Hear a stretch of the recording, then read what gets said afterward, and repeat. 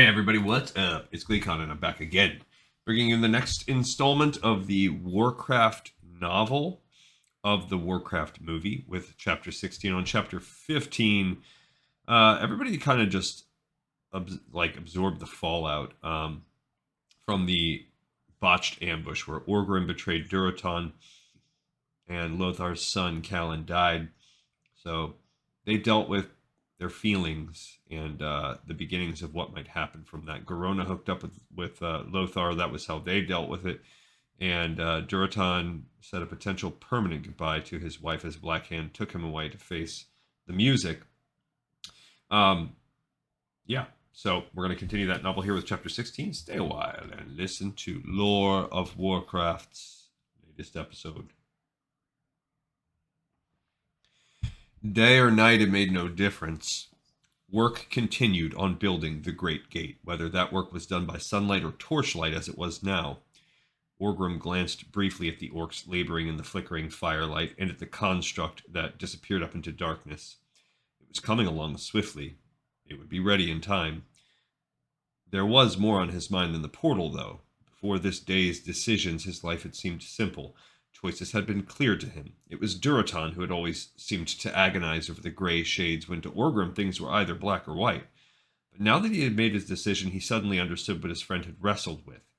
Orgrim now stood beside Gul'dan, who occupied an ornately carved chair on a platform above the gate, supervising the work as ordinary orcs might observe ants. On Gul'dan's other side huddled a human slave. It seemed that with his pet Garona turned traitor, the warlock felt the absence of someone crouching at his feet. Garona, though, had never looked like this, pale, emaciated, staring at nothing. Orgrim could count the human's ribs.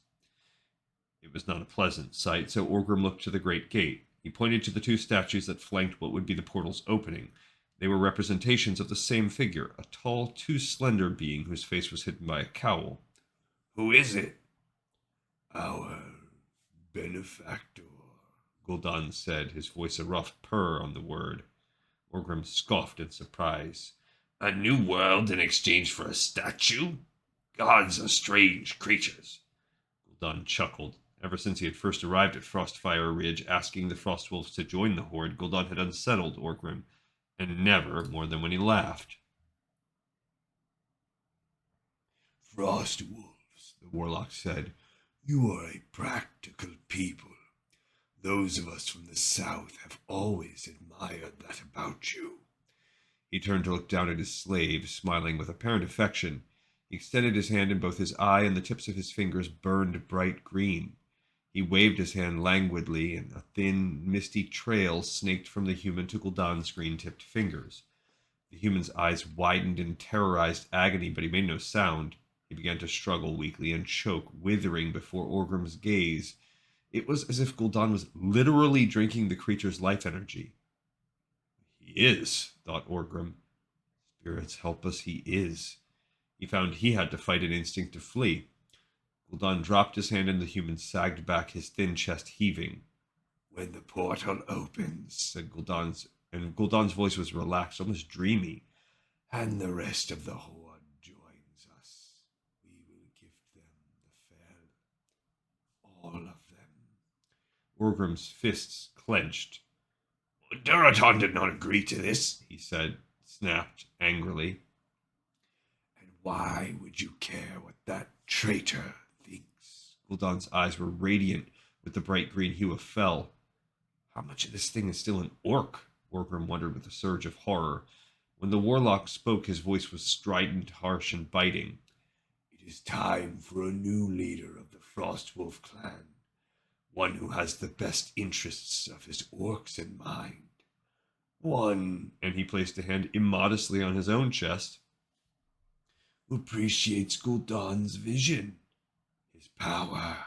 His green lips stretched in a wide smile, and again, extending his hand to the slave, taking another sip of that pathetic creature's life energy.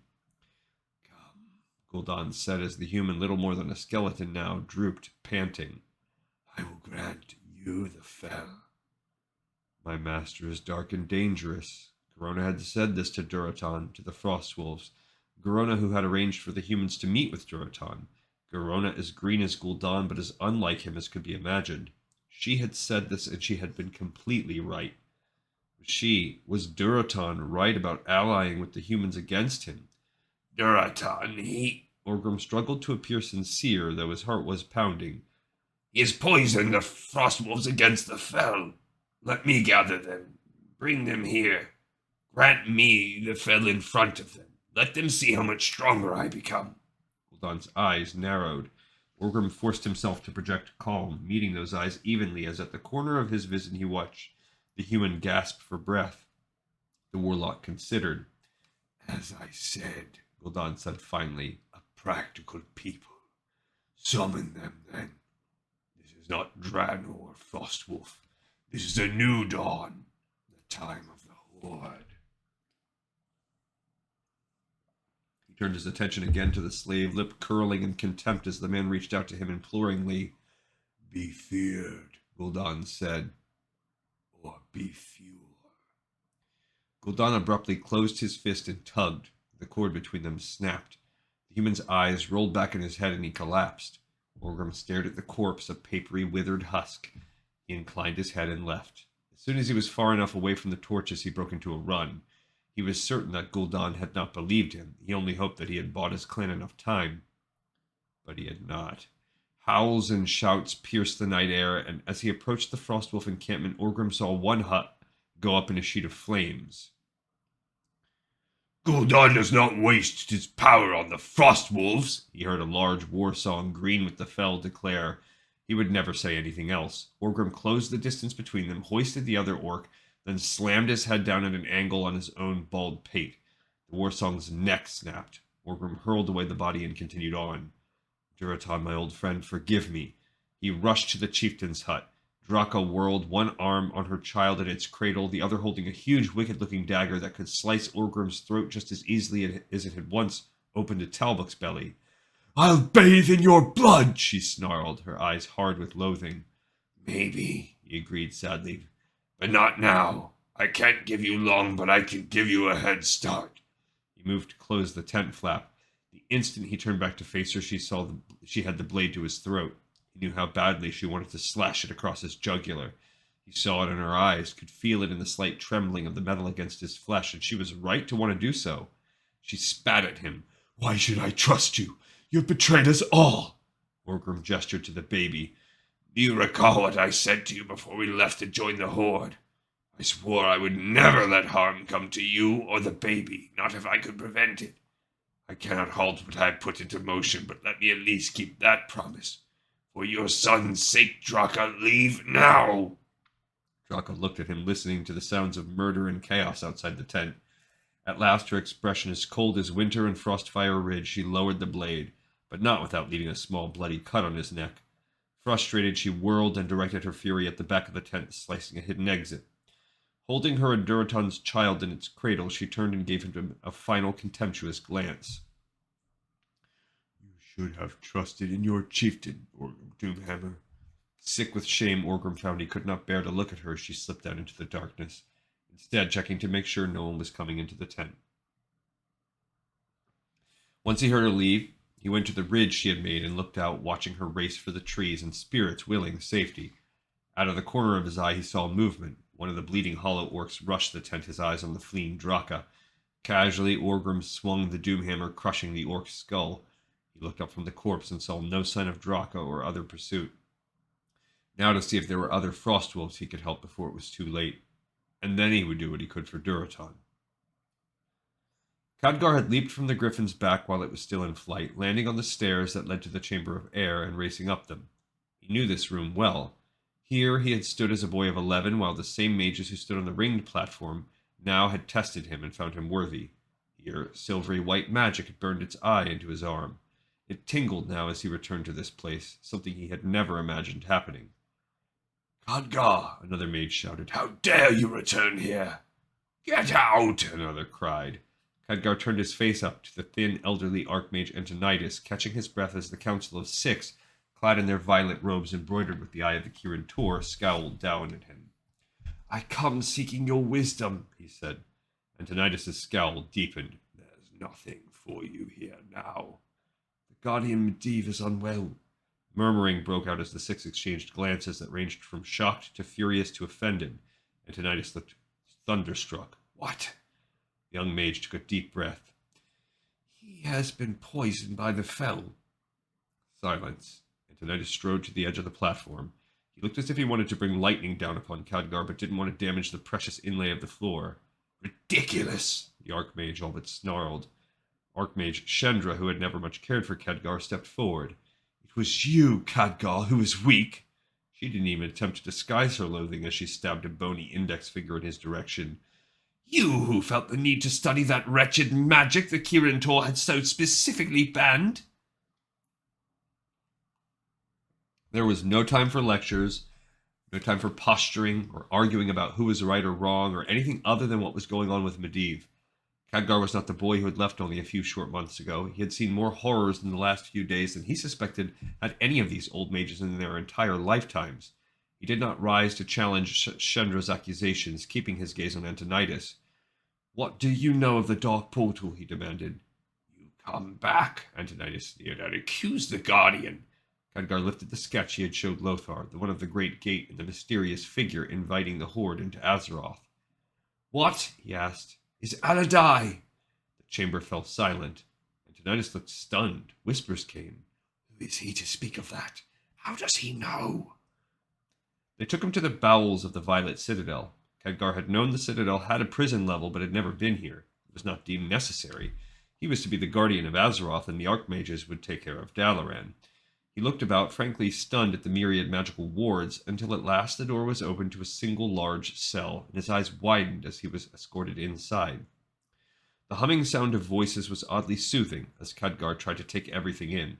4 mages were stationed at the compass points. They stood stiffly, their bodies held taut in almost unnaturally perfect stillness, their eyes closed.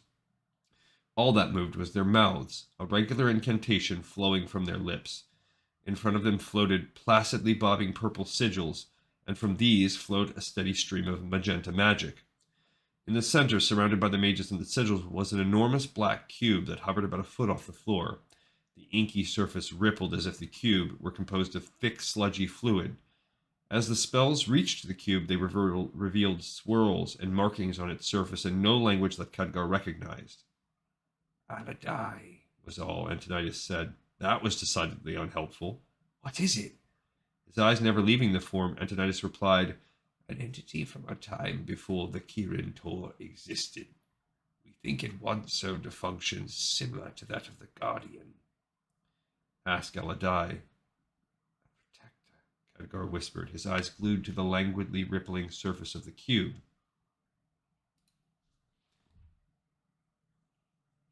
Antonidas turned to him. "No one beyond the Arch Council knows of its existence, and it will stay that way." Khadgar hesitated, then nodded his agreement. The Archmage scowled, but he looked more lost than angry. At last he said, "For you to mention it by name in the same breath as the Dark Portal is too much to be mere." Movement caught their attention. A fluid crack? A line? Khadgar wasn't sure which to call it. It began to make its way vertically up the side of the cube that faced them. A semicircular segment shimmered, and Khadgar caught a glimpse of his and Antonidas' reflections. Then it simply vanished, leaving an open area.